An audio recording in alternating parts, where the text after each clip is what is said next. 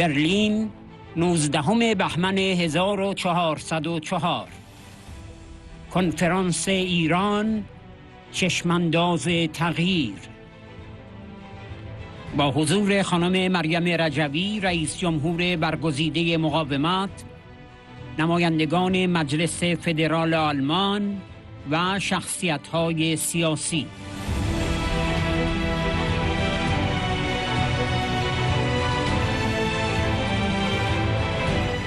شارل میشل رئیس شورای اروپا 2019-2024، نخست وزیر بلژیک 2014-2019. سفیر یوآخیم روکر رئیس شورای حقوق بشر ملل متحد 2015، سفیر آلمان در شورای حقوق بشر 2014-2016.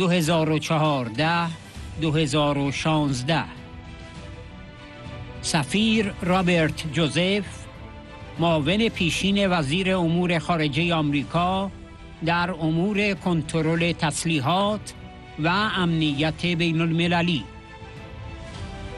انداز رایمیکه رئیس انستیتوی اورینت آلمان، سفیر پیشین آلمان در سوریه و تونس.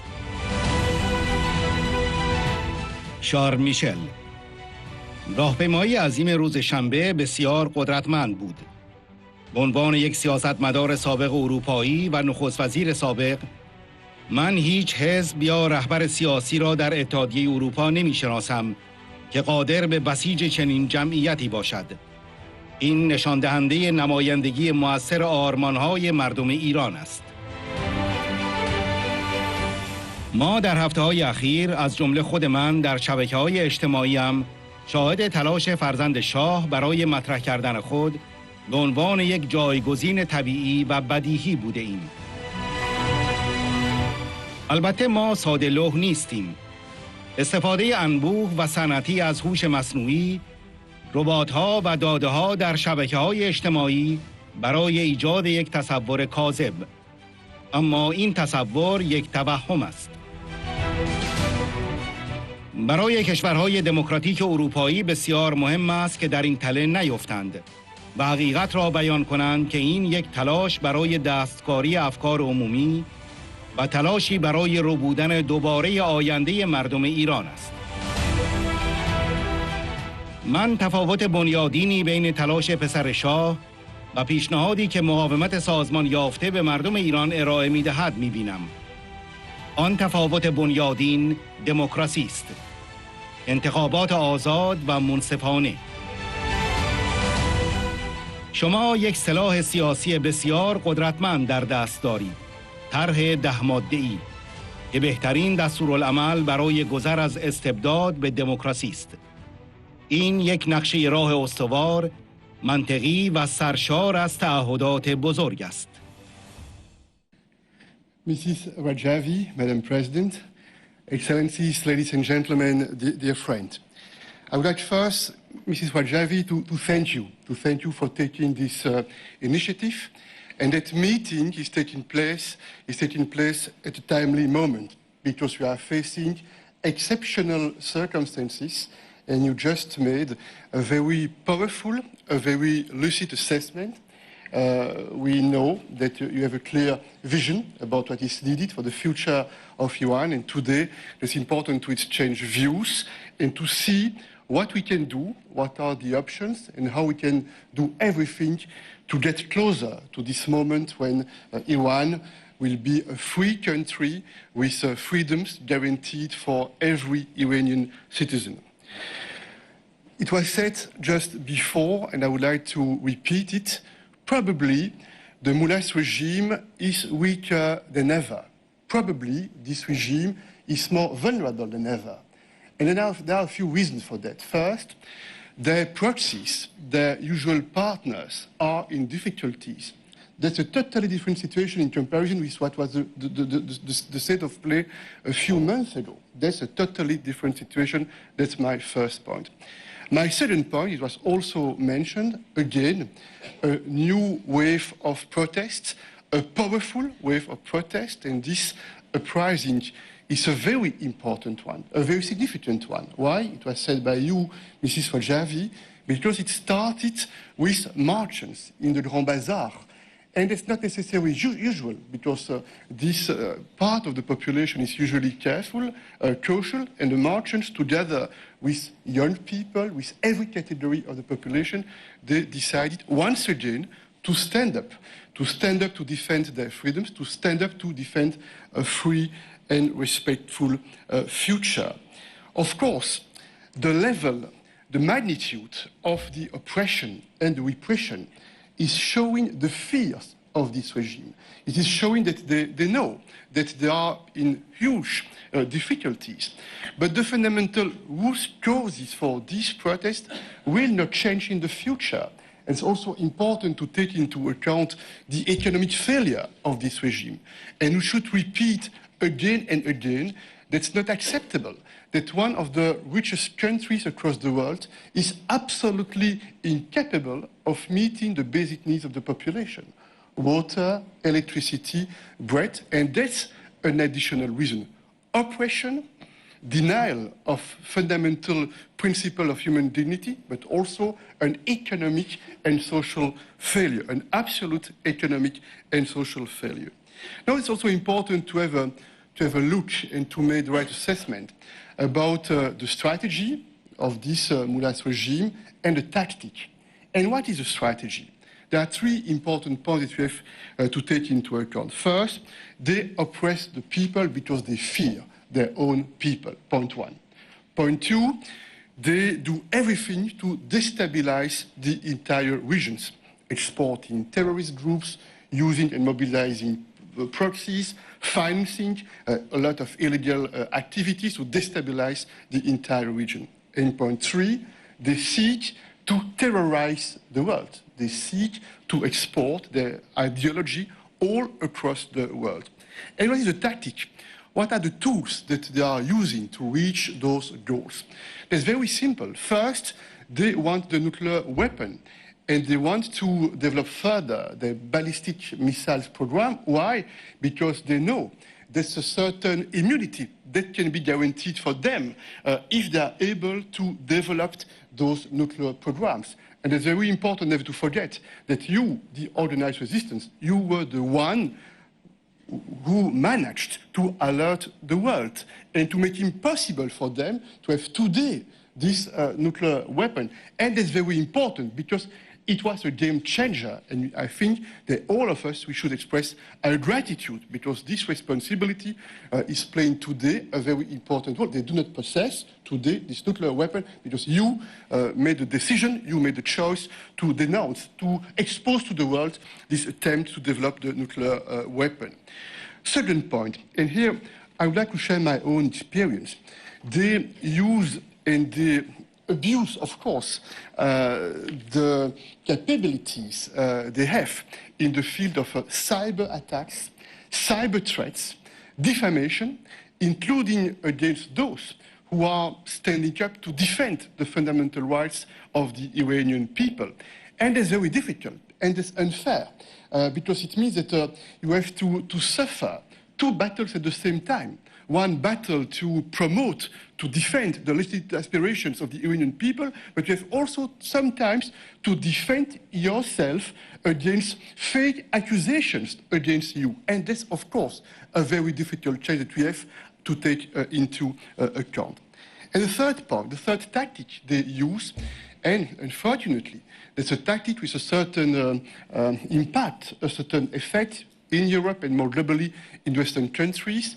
They use the kidnapping of foreigners, foreign prisoners, to put pressure, to blackmail, to intimidate. And here I have to recognize I faced, when I was Prime Minister in Belgium, those situations. It's extremely difficult for a Prime Minister, for a government, when you have one of your compatriots in jail in Iran, a lot of public pressure to do everything to release your compatriot, and it's a tool that they are using a lot, and including today, as we speak, there are foreign prisoners in jail in Iran. Iran, and it's a tool used by this mullah's regime to put pressure, to intimidate, and to blackmail.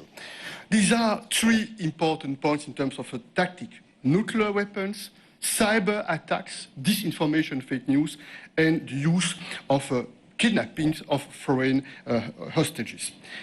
And then I would like to come to my next point, and that point is very much in line, Mrs. Rajavi, with what you have developed just a few minutes ago. I feel it's very important to observe this situation, but also to learn some lessons. And in politics, it's very important not only to repeat the same mistakes, but to ask ourselves if something does not work, why it doesn't work, and what we can change, what we can do in a different manner. And I would like to share with you a few lessons that, in my opinion, we have to draw all together. The first one, silence does not work. The idea that by being silent, sooner or later, there will be a miracle, and sooner or later, the regime will spontaneously reform itself, that's a mistake. That's absurd.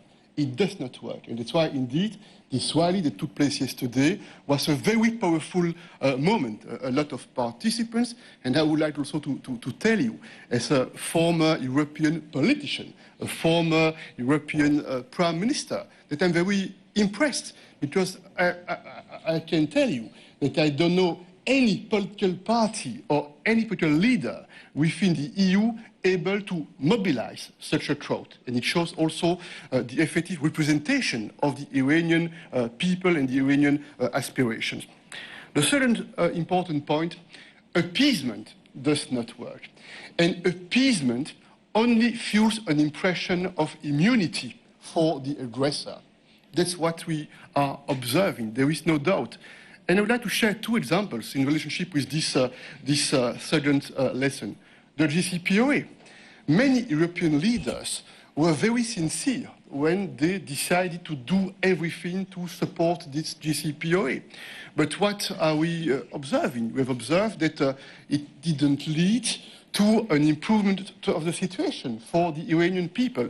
It didn't lead to an improvement of the regional situation in terms of relationship with the neighbors. It's why, indeed, I think and to recognize that appeasement only fuels the ambition of the aggressor to be even more violent against its own people and against the neighborhood and against the rest of the world.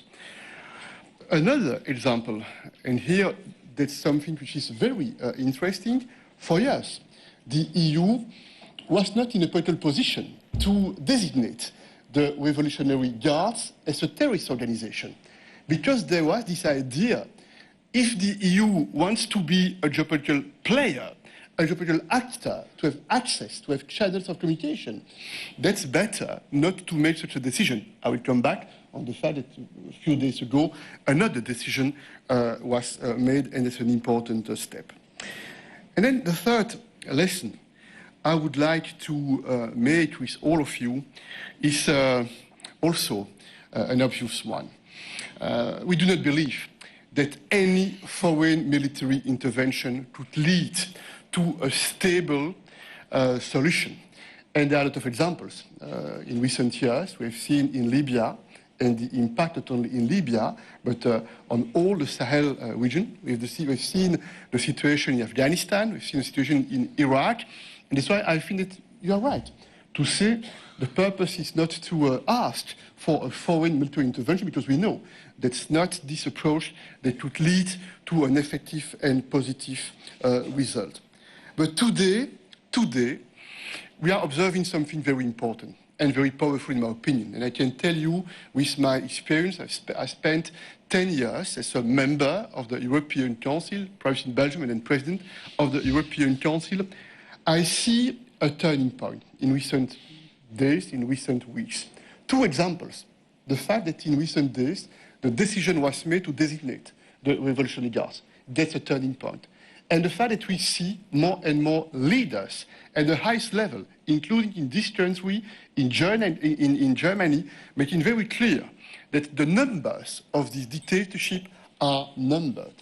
I can tell you that a few months ago, it was not possible to imagine European leaders making such a point publicly, and it shows that things are probably changing more rapidly than what we can imagine. That's also a lesson at the European level.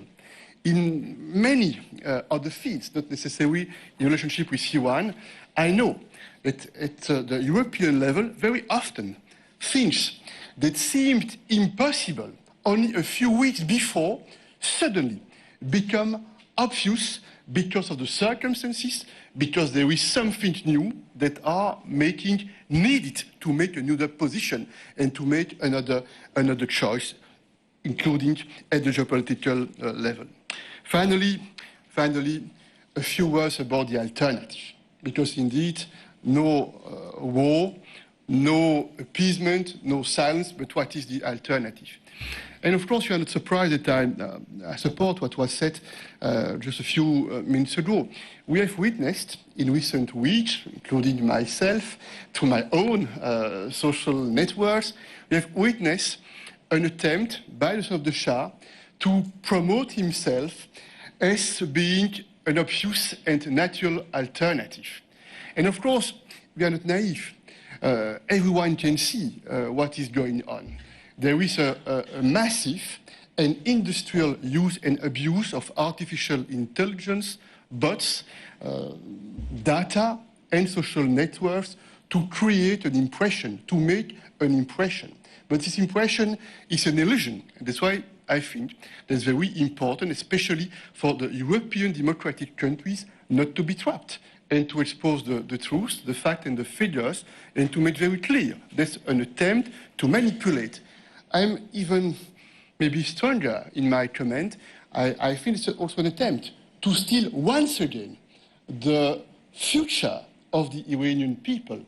And I see a fundamental difference between this attempt by the Shah and the way the organized resistance is making a proposal to the people, if you want. And the fundamental difference, that's democracy. Fair and free elections. It's exactly what you said. And you have in your hands a very powerful weapon, political weapon, the 10-point plan. The 10-point plan is the best recipe from tyranny to democracy. That's a solid roadmap, full of common sense, full of strong promises and commitments. Free and democratic Iran, the constitution will be based on the legitimacy through the elections, point one. A secular Iran with a separation between state and religions. Gender equality and a leading role that must be played by women for the future of this country. Independence of justice to make sure that there is no discrimination and that everyone is equal. And I think that in the weeks to come, in the months to come, we have as much as possible to explain, to promote. A lot of people, unfortunately, they do not know that there is a plan, there's an alternative. There are concrete proposals. There are steps that can be done so that something different, with more hope, is possible in Iran, in the region, and in the world. And finally, let me conclude. I would like to share a personal experience. When many years ago, I used to be at the time a young member of a local council in my municipality, where I still live with my family in the south of Brussels. I was member of this municipal council, and I had a lot of respect, and I still have a lot of respect for my predecessor, who at that time was mayor of the municipality, and then later I became the mayor of that municipality. And I remember that he always told me this advice. When you have to make a decision, and you think it's a difficult decision, just try to do two things. First, tell the truth to your interlocutor. Be sincere. Tell the truth to your interlocutor. And second, try to be fair and right, and listen to your heart. And what tells your heart will probably be the right choice and the right decision. And today, more than ever, all of us, we have to ask ourselves this question. What is telling our heart? What is fair and right? I have no doubt free Iran, a better future, a more hopeful future for the people of Iran. That's possible, that's needed, that's fair and right, that's hope, and hope is not a word. Hope is action. Thank you.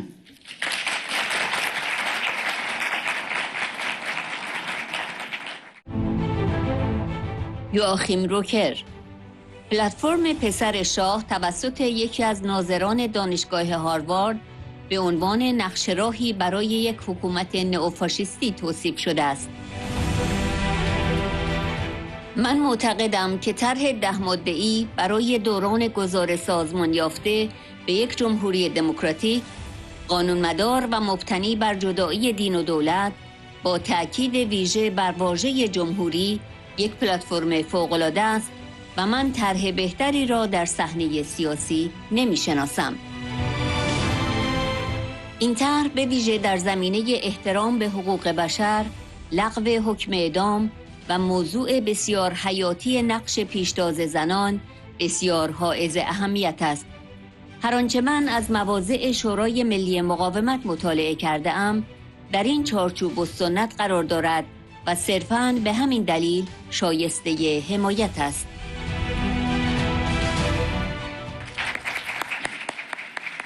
Vielen Dank. Es ist eine große Ehre, die Präsidentin hier in Berlin zu begrüßen. Und vielen Dank für diese sehr inspirierende Rede in einer sehr ernsten Lage.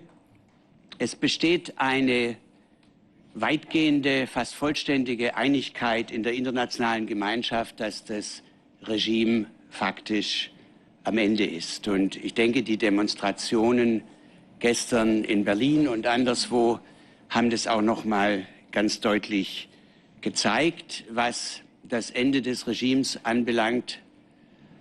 Das faktische Ende, so gilt es nach außen im Hinblick auf die Proxys in den Ländern der Region. Sie sind mehr als nur geschwächt. Es gilt aber erst recht nach innen und die Präsidentin hat es angesprochen, Bundeskanzler Merz sprach ja von den letzten Tagen und Wochen des Regimes, das sich nur noch mit, ich füge hinzu, unfassbarer Gewalt an der Macht halten kann. Das wirft nun mit großer Dringlichkeit die Frage auf, wie kann der Wandel gelingen und wie geht es dann weiter? Gibt es Chaos oder doch einen friedlichen Übergang? Und was sollten Deutschland und die EU jetzt tun? Und ich will dazu ein paar Antworten skizzieren. Als erstes sollten wir uns am Völkerrecht orientieren, auch oder gerade, weil das heute nicht überall hoch im Kurs steht, und klar sagen, dass ein Regime-Change nur vom iranischen Volk kommen kann und muss und nicht das Ergebnis einer militärischen Intervention von außen sein sollte. Das bedeutet im Übrigen nicht, dass das Konzept der Responsibility to Protect abwegig ist. Es bedeutet aber, dass die Voraussetzungen für dieses Konzept hier nicht vorliegen. Als Zweites sollten wir uns klar machen, dass das iranische Volk aus vielen unterschiedlichen Gruppen und Minderheiten besteht. Die Präsidentin hat es eindrücklich unterstrichen, wie zum Beispiel Kurden, Belutschen, Arabern und vielen anderen, die zusammen ca. 35% der Bevölkerung ausmachen. Alle diese Gruppen sind interessiert am Wandel und müssen gehört und einbezogen werden und bleiben. Sie sind unverzichtbarer Teil der kritischen Masse für einen Regime-Change. Es ist eine Riesenaufgabe für die iranische Opposition im Land, aber und gerade auch im Exil, dies nicht nur zu sagen, sondern auch entsprechend zu handeln und sich in jeder Hinsicht unterzuhaken. Auf den Schah-Sohn kann man da nach meiner Ansicht verzichten. Seine Plattform wurde von einem Harvard-Beobachter als Roadmap to Neo-Fascist Rule eingeordnet. Aber wir fragen uns, welche Plattform kommt denn in Frage? Und ich denke, dass der Plan des NCRI, des NWRI, für einen organisierten Übergang zu einer demokratischen, rechtsstaatlichen und säkularen Republik, Betonung auf Republik, Iran eine hervorragende Plattform darstellt. Ich kenne keine bessere, die auf dem Markt wäre.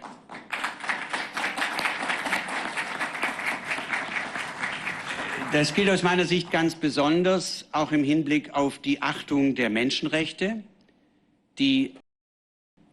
und ganz wichtig, es ist auch angeklungen, die führende Rolle von Frauen.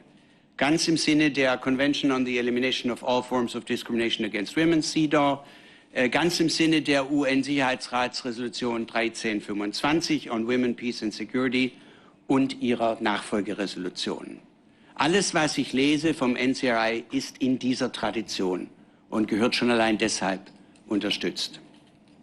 Im Übrigen ist es gut, dass der UNHRC, der Menschenrechtsrat, die Mandate der Fact-Finding Commission und des Sonderberichterstatters erweitert und verlängert hat, noch nicht so lange her. Es ist gut, dass die laufende UN-Generalversammlung den Terror des Regimes erneut klar verurteilt und auch das Massaker von 1988 zum ersten Mal erwähnt hat. Sehr gute Entwicklung. Und es ist gut, dass die EU natürlich jetzt die Revolutionsgarden endlich auf die Terrorliste gesetzt hat.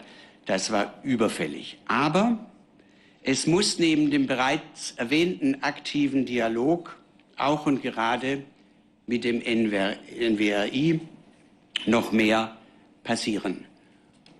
Bundesregierung und Bundestag sollten sich dafür einsetzen, dass bei allen Verhandlungen mit dem Regime, in welchen Formaten auch immer, die Abschaffung der Todesstrafe und die Befreiung der politischen Gefangenen zur Voraussetzung für jedwede Verbesserung der Beziehungen gemacht wird, wie das auch das EP fordert. Alles andere grenzt an oder ist Appeasement.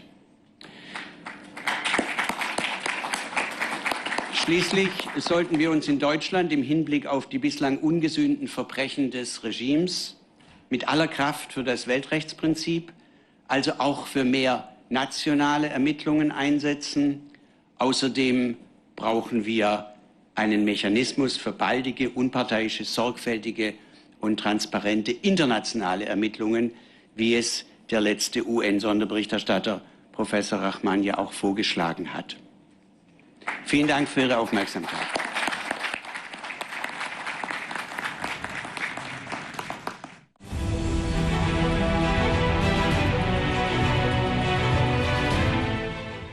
سفیر رابرت جوزف: مقاومت مشروع در ایران تغییری بنیادین ایجاد خواهد کرد که تأثیرات مثبت آن نه تنها در منطقه بلکه فراتر از آن منعکس خواهد شد. ما باید حق مردم ایران برای سرنگونی آخوندها را به رسمیت بشناسیم. Mrs. Rajvi, thank you very much for the invitation to join you today, and most of all for your inspired leadership in a very, very noble cause. In late 1942, as the momentum in the war against Germany shifted to the Allies' favor, Winston Churchill gave a speech, and he characterized the time as the end of the beginning. In today's Iran, this is not the end of the beginning, or even the beginning of the end. This is the end of the ending for the religious dictatorship. What we saw in January was a revolution involving all sectors of Iranian society. For me, seeing the merchant class, seeing the bazaar turn on the regime was very meaningful. I'm a student of Arab history, and that was always a telltale indicator that the regime was doomed. If you lose the bazaar, you lose your power. And I think that has spelled the end to this murderous, corrupt, and incompetent regime. Revolutions are very messy things. they very seldom unfold in a single direction. They're characterized by episodes of hope and despair.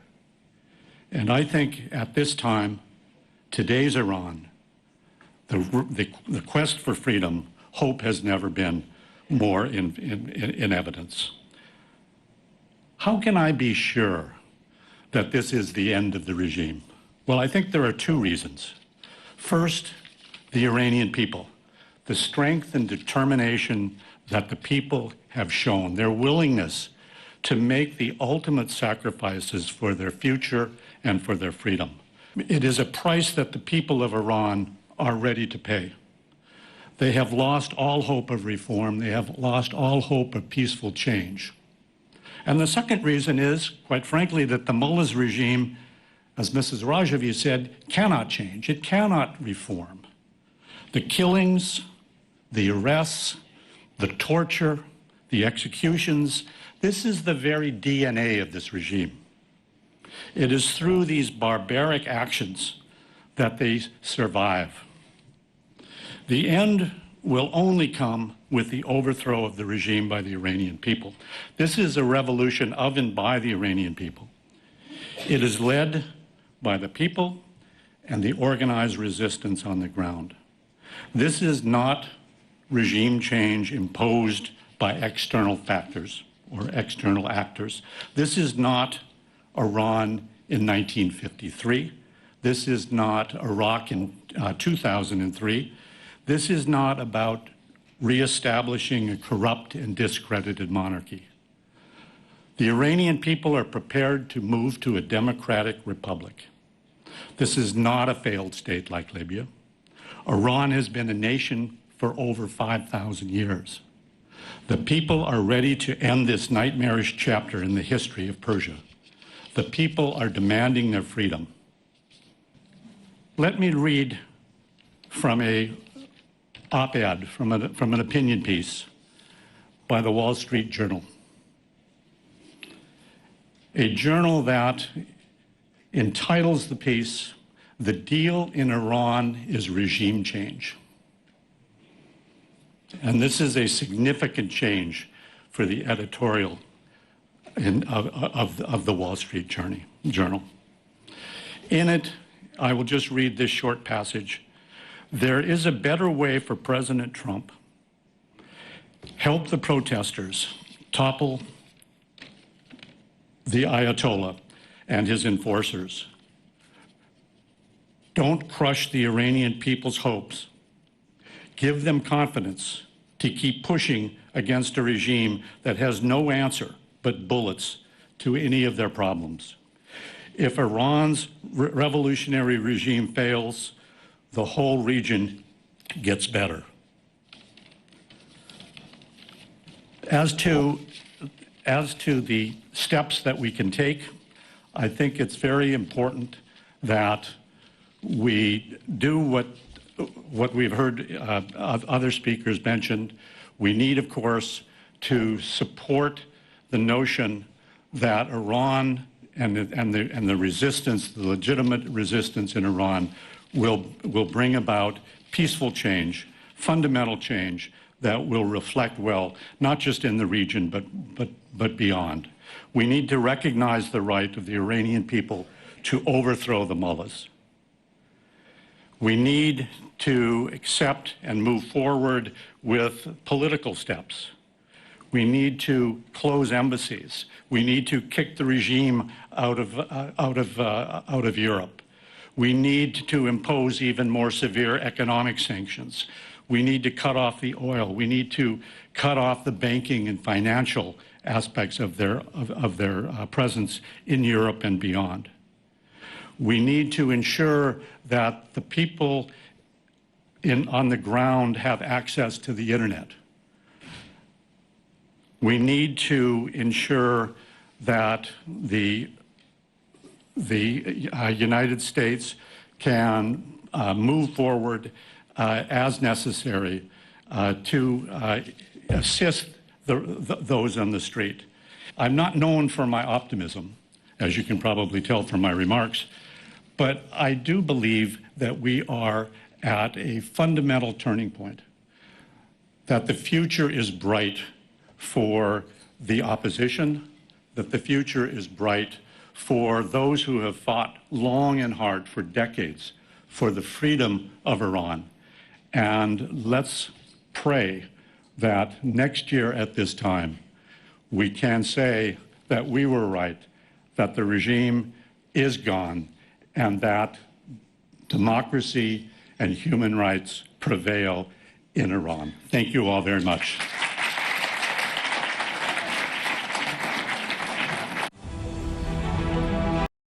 سفیر آندریاس راینیکه: جهان چشم به عمان و مذاکرات جاری در آنجا دوخته‌اند و می‌پرسند آنجا چه رخ خواهد داد. شما با این مراسم و تظاهرات خود در برلین نشان می‌دهید دیدگاه‌های جایگزینی نیز در این پرسش وجود دارد. کنفرانس امروز و تظاهرات روز شنبه دست کم یک سیگنال و نماد را ارسال می‌کند. جایگزینی وجود دارد و ما از نظر تشکیلاتی توانایی آن را داریم. خانم رئیس جمهور مریم رجوی: من شخصاً بر این باورم که شما با طرح 10 ماده‌ای خود عنصر بسیار مهمی را ارائه کردید که نشان می‌دهد می‌توانید یک جایگزین ارائه دهید. Vielen Dank. Und ich möchte zunächst mal den Veranstaltern heute gratulieren für diese Veranstaltung, aber auch für die Organisation der Demonstration am Samstag.